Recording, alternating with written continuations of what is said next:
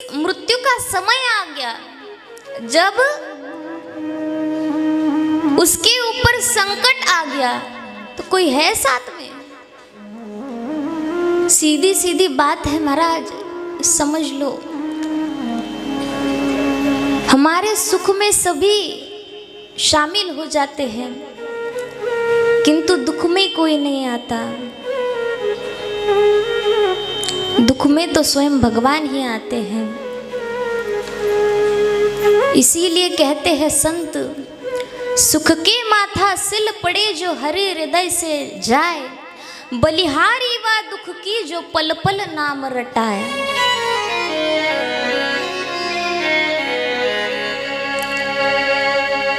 यहाँ गजेंद्र का भी कुछ ऐसा हुआ। सुख था तब तक अपने रिश्तेदारों को याद कर लिया, जब दुख आया तो भगवान को याद कर लिया। वैसे हमारे ऊपर सुख होता है तो हम रिश्तेदारों को याद करते हैं, और दुख आए तो भगवान को। नई नई भक्ति 9 दिना और खेचा खेची 10 दिना, इस प्रकार करते हैं हम, भगवान को भूल जाते हैं। किंतु संत कहते हैं कि ऐसे सुख के माथे पर सिल पड़े, माने पत्थर पड़े, जो हरे हृदय से चले जाते हैं, और बलिहारी वा दुख की जो पल पल नाम रटाए। अरे वो दुख के हम बलिहारी जाते हैं जो हमें पल पल नाम रटाता है। आप बताइए मुझे, आप सुख में ज्यादा भजन करते हो या दुख में? बोलोगे भी?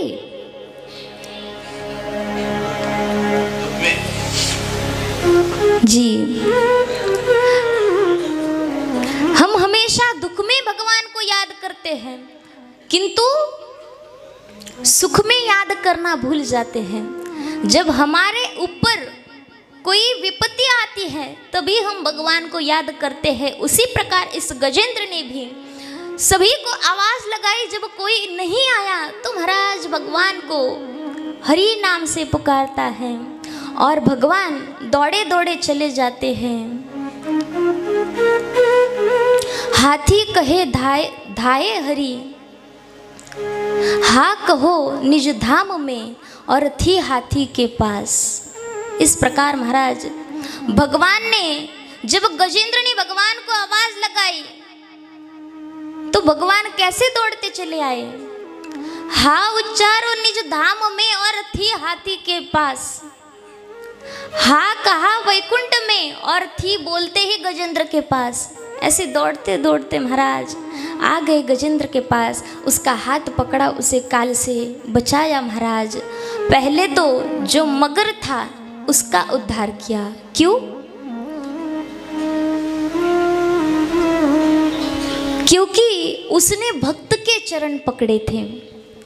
गजेंद्र भगवान का भक्त था।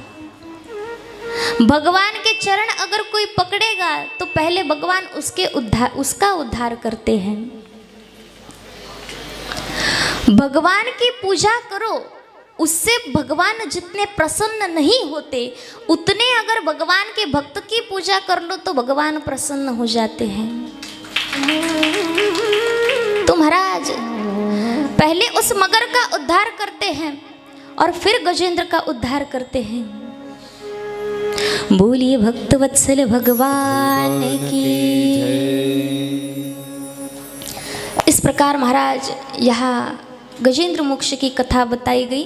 भागवत में कहा जाता है कि जो भी नित्य गजेंद्र मोक्ष का पाठ करेगा उसको मुक्ति मिलेगी, वैकुंठ धाम में उसको प्राप्ति मिलेगी।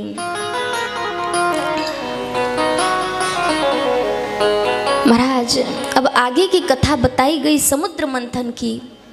जब दुर्वासा ऋषि भगवान का वैकुंठ धाम से दर्शन करके निकले और उन्होंने रास्ते में देखा कि इंद्र की सवारी जा रही है, इंद्र ऐरावत हाथी पे बैठ कर के जा रहा है, तो महाराज खुश होकर के भगवान ने जो दी हुई प्रसादी माला थी उनको, वो प्रसादी माला इंद्र के गले में डाल दी। किंतु इंद्र अभिमानी है, जब मनुष्य के पास, जब आदमी के पास पद आ जाए ना तो मद आने में देर नहीं लगती। उसी प्रकार इंद्र का हाल था। दुर्वासा ऋषि ने जो उसके गले में माला डाली, महाराज माला निकाल के इंद्र ने वो माला ऐरावत हाथी के गले में डाल दी। संत का अपमान कर दिया। अब दुर्वासा ऋषि तो ठहरे क्रोधित। महाराज क्रोध में आकर के श्राप दे दिया कि इंद्र, तुम्हें तुम्हारे पद का बहुत ही अभिमान हो गया है। तुम्हें तुम्हारे पद का बहुत ही अभिमान हो गया है, इसलिए मैं तुम्हें श्राप दे रहा हूं कि तुम्हारी जितनी भी श्री ऐश्वर्य है वो नष्ट हो जाए। महाराज साधु का श्राप है, कभी खाली तो नहीं जा सकता। इंद्र का संपूर्ण जो श्री ऐश्वर्य था वो नष्ट हो गया। सब महाराज ब्रह्मदेव के पास चले गए और ब्रह्मदेव को लेकर के भगवान विष्णु के पास आते हैं और कहते हैं, हरि शरणम हरि शरणम हरि चरणम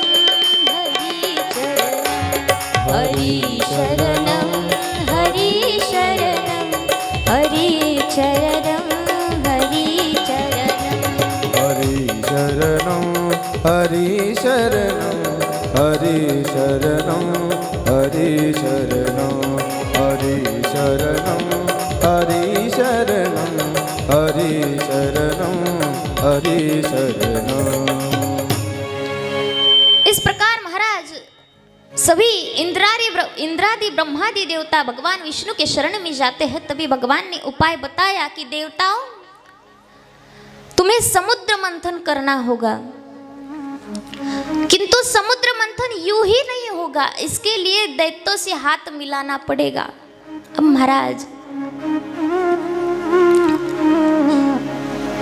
दैत्यों से हाथ मिलाना माने स्वार्थ की बात तो करनी पड़ेगी ना। इसीलिए आ गए दैत्यों के पास, पूछा कि समुद्र मंथन करेंगे? तो कहते हम क्यों करें भाई, इसमें हमारा क्या लाभ। तो देवता कहते हैं कि अरे दैत्यों, यदि हम समुद्र मंथन करते हैं तो उसमें से अमृत निकलने वाला है, तो हम तुम सबको भी दे देंगे। महाराज स्वार्थ की बात हो गई तो ठीक है भाई, डील पक्की। अब समुद्र मंथन करने के लिए निकले।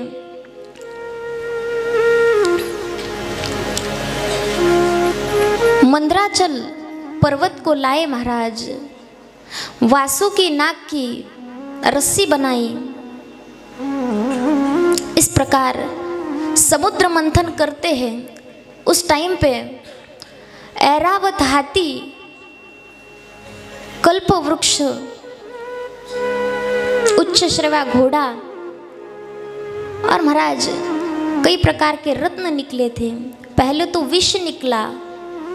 विष निकलने के बाद वो हमारे भोले बाबा ने प्राशन किया था, इसीलिए उन्हें नीलकंठ नाम से जाना जाता है। बोलिए नीलकंठ भगवान की।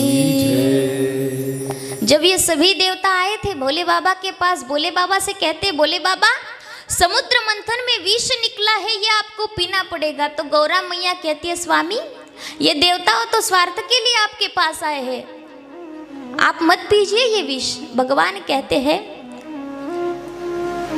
कि हे देवी, मैं अगर इनकी मदद नहीं करूंगा तो कौन करेगा। तो गौरी माता कहती है, प्रभु आप पहले मुझे ये बताइए, मेरी जगह आपके लिए कहाँ पे है। तो भगवान कहते हैं, गौरा तुम्हारी जगह मेरे हृदय में है।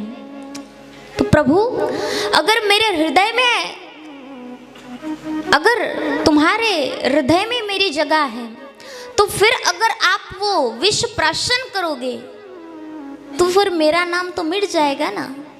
तो महाराज भगवान ने अपने कंठ में ही विष धारण किया था, इसलिए भगवान का नाम हो गया नीलकंठ। और महाराज यहाँ हमारे शिव जी ने विष प्राशन किया था, क्योंकि भोले बाबा तो वैसे ही भोले हैं। आशुतोष है जो जल्दी प्रसन्न हो जाती है। जय जय। एक बार के लिए सभी उठ जाइए, थोड़ा सा भगवान के लिए हाजिरी लगाएंगे। ऐका बापूंनी